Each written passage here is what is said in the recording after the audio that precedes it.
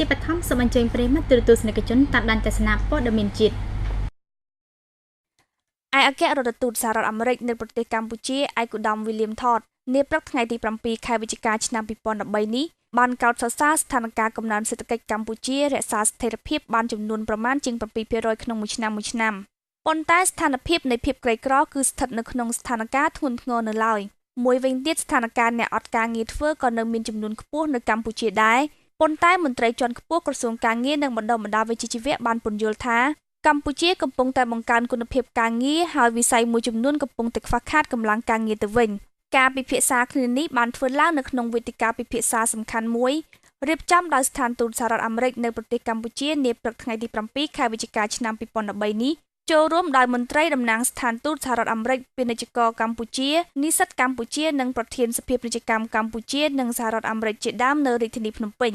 ឯកឧត្តម William Todd បានមានប្រសាសន៍នៅក្នុងវេទិកានោះថារូបខ្ញុំនិងប្រធានសភាពាណិជ្ជកម្មកម្ពុជានិងសហរដ្ឋអាមេរិកលោក Briton Scaroni កំពុងតែព្យាយាមនាំមកនូវការវិនិយោគទុនរបស់សហរដ្ឋអាមេរិកមកកម្ពុជានិងបង្កើនការងារឲ្យយុវជនកម្ពុជាមានការងារធ្វើខ្ញុំបានដឹកនាំក្រុមបេសកកម្មអ្នកជំនួញកម្ពុជាមួយក្រុមទៅទស្សនកិច្ចនៅសហរដ្ឋអាមេរិកកន្លងមកនេះដើម្បីបង្កើនឱកាសវិនិយោគនៅកម្ពុជាដោយក្រុមហ៊ុនសហរដ្ឋអាមេរិកនិងដើម្បីបង្ហាញថាកម្ពុជាជាកន្លែងល្អនិងមានឱកាសល្អដើម្បីមកដាក់ទុនវិនិយោគឯកឧត្តម William Todd បានមានប្រសាសន៍បន្តថាកម្ពុជានិងរដ្ឋសមាជិកអាស៊ានចំនួន9ទៀតនឹងបង្កើនសហគមន៍អាស៊ានដ៏ធំសម្បើមមួយនៅឆ្នាំ2015ខាងមុខនេះជាប្រកាសល្អសម្រាប់កម្ពុជាប៉ុន្តែអ្វីដែលយើងមានការព្រួយបារម្ភនោះគឺថាកម្មករកម្ពុជាមានជំនាញការងារទាបសមត្ថភាពការងារខ្សោយនិងទទួលប្រាក់ខែទាបគឺជាបញ្ហាធំនិងប្រឈមបញ្ហាជាច្រើនទៀតគេត្រូវតែបណ្ដុះបណ្ដាលនិងបង្កើនជំនាញវិជ្ជាជីវៈការងារដល់កម្មករកម្ពុជាឆ្លើយតបនឹងការព្រួយបារម្ភនេះអគ្គនាយកអប់រំបណ្ដុះបណ្ដាលបច្ចេកទេសនិងវិជ្ជាជីវៈនៃក្រសួងការងារនិងបណ្ដុះបណ្ដាលវិជ្ជាជីវៈឯកឧត្តម ឡាវហ៊ីមបានមានប្រសាសន៍ថាថ្នាក់ដឹកនាំនៃក្រសួងការងារកំពុងតែយកចិត្តទុកដាក់បណ្ដុះបណ្ដាលវិជ្ជាជីវៈស្របតាមតម្រូវការទីផ្សារការងារនៅក្នុងស្រុកនិងនៅក្នុងតំបន់យើងកំពុងតែបង្កើនគុណភាពការងារនិងការសិក្សានឹងវិស័យឯកជនជាដើមឯកឧត្តមបានមានប្រសាសន៍ថាបច្ចុប្បន្ននេះកម្ពុជាមានការវិនិយោគទុនច្រើនណាស់រាប់ទាំងវិស័យកសិកម្មនិងវិស័យកាត់ដេរជាដើមកម្ពុជាមិនភ្លេចទេចំពោះជំនាញបច្ចេកវិទ្យាកម្រិតមធ្យមនិងកម្រិតខ្ពស់នៅគ្រាដែលកម្ពុជានឹងធ្វើសមាហរណកម្មក្នុងសហគមន៍អាស៊ាននៅឆ្នាំ2015ខាងមុខដូចជាជំនាញសំណង់មេកានិកនិងទេសចរជាដើមចំពោះបញ្ហាអត់ការងារធ្វើនៅកម្ពុជាឯកឧត្តម ឡាវហ៊ីមបានពន្យល់ថាអត្រាអ្នកអត់ការងារធ្វើនាពេលនេះគឺមានចំនួន 1.6% ជាចំនួនមធ្យមប៉ុន្តែវិស័យខ្លះទៀតកំពុងតែខ្វះខាតកម្លាំងពលកម្មទៅវិញសូមរំលឹកថាប្រមុខដឹកនាំកម្ពុជានៃរដ្ឋសមាជិកអាស៊ានចំនួន10រាប់ទាំងប្រទេសកម្ពុជាផងដែរនោះកន្លងមកបានឯកភាពគ្នាថានឹងធ្វើសមាហរណកម្មបង្កើតសហគមន៍អាស៊ានតែមួយនៅថ្ងៃទី31 ខែធ្នូឆ្នាំ2015ខាងមុខនេះ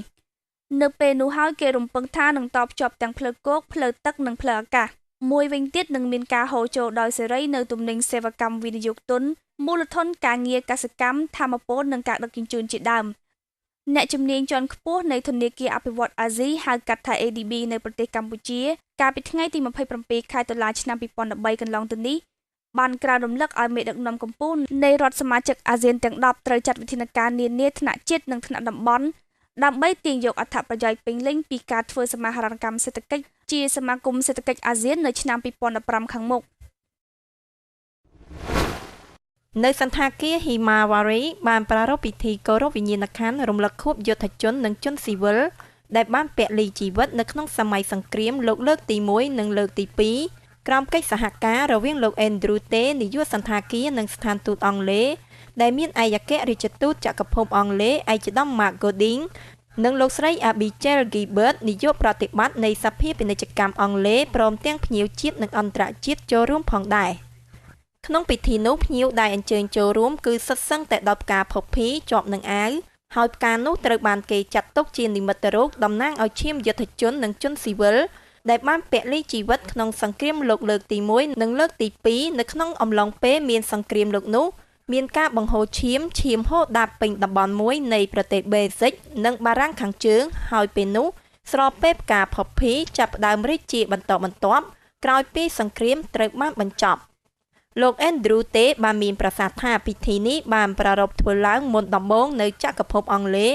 គឺចាប់ផ្ដើមនៅក្នុងខែវិច្ឆិកាឆ្នាំ1921ហើយក៏បានក្លាយទៅជាថ្ងៃនៃការរំលឹក និងចងចាំរបស់ប្រជាពលរដ្ឋអង់គ្លេសចំពោះកងទ័ពដែលបានពលីជីវិតក្នុងសង្គ្រាម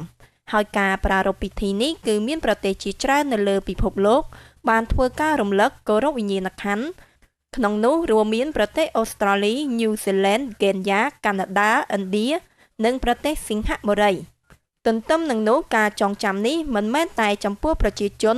ដែលរងគ្រោះក្នុងសង្គ្រាមលោកនាសតវត្សចុងក្រោយនេះទេតែក៏ធ្វើការរំលឹកដល់មនុស្សជំនាន់ក្រោយឲ្យចេះស្រឡាញ់សន្តិភាពនិងស្អប់ខ្ពើមសង្គ្រាមនេះជាមេរៀនពីអតីតកាលក្នុងពិធីគោរពវិញ្ញាណក្ខន្ធនោះដែរគឺមានបំណងធ្វើឲ្យពិភពលោកជាកន្លែងប្រសើរសម្រាប់មនុស្សរស់នៅក្នុងពេលបច្ចុប្បន្នក៏ដូចជាថ្ងៃអនាគតនិងពិភពលោកចងចាំដែរ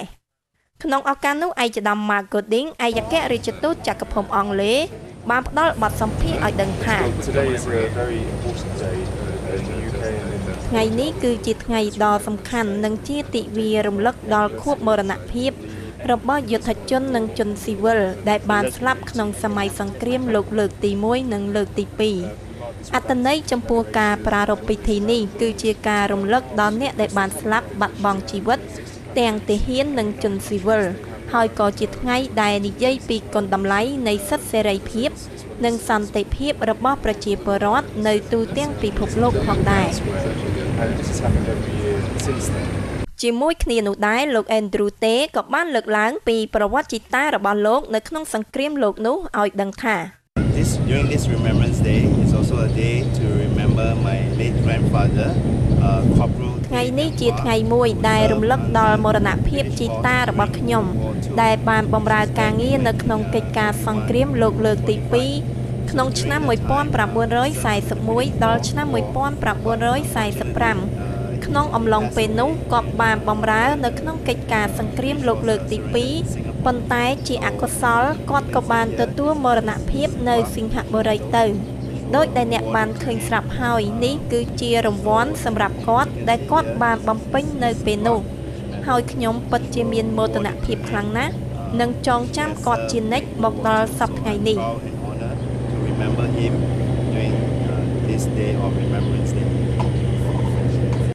ការប្រារព្ធពិធីរំលឹកខួបនិងគោរពវិញ្ញាណក្ខន្ធនេះឡើងគឺស្របពេលដែលព្រះរាជាណាចក្រកម្ពុជាកំពុងប្រារព្ធខួបលើកទី60នៃបុណ្យឯករាជ្យជាតិរបស់កម្ពុជា9វិច្ឆិកា1953 9វិច្ឆិកា2013សូមអរគុណចំពោះការយកចិត្តទុកដាក់តាមដានទស្សនារបស់លោកអ្នកគណៈពេលនេះយើងខ្ញុំទាំងពីរនាក់រួមនឹងក្រុមការងារសូមអរគុណសូមគោរពលា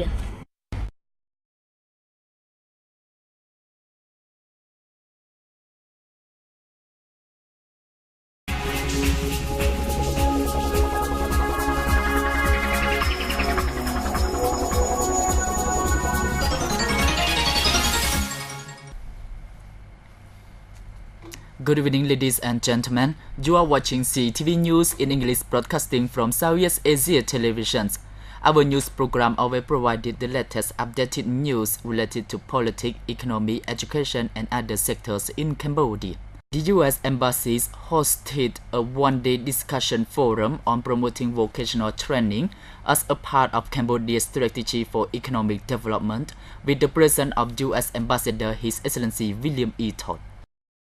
The U.S. Embassy hosted a one-day discussion forum on promoting vocational training as a part of Cambodia's strategy for economic development with the presence of U.S. Ambassador His Excellency William E. Todd.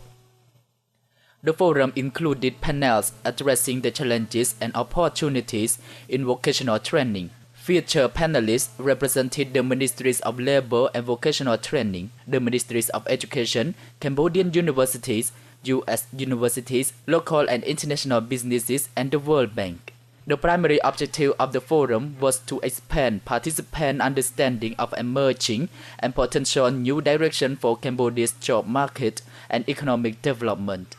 Other objectives include sharing information and insight about the importance of high-quality vocational and technical education and to promote vocational and technical training through partnerships among educational institutions and business community. His Excellency William E. Todd appreciated for the economic growth of Cambodia by sustaining 7% each year, but the poverty and unemployment situation are still high.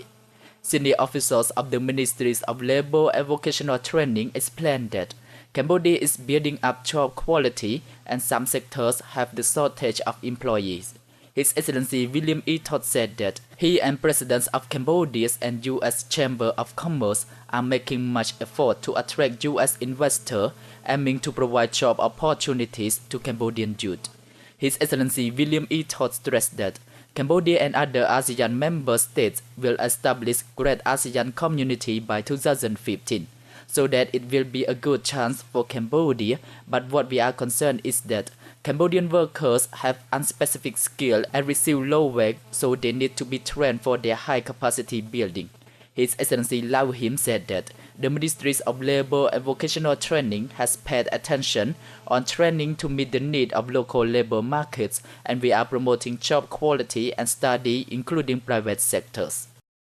Remebrance Day was held at Himawari Hotel in Phnom Penh to remember the sacrifice by the armed forces and people who involved in World War I and World War II.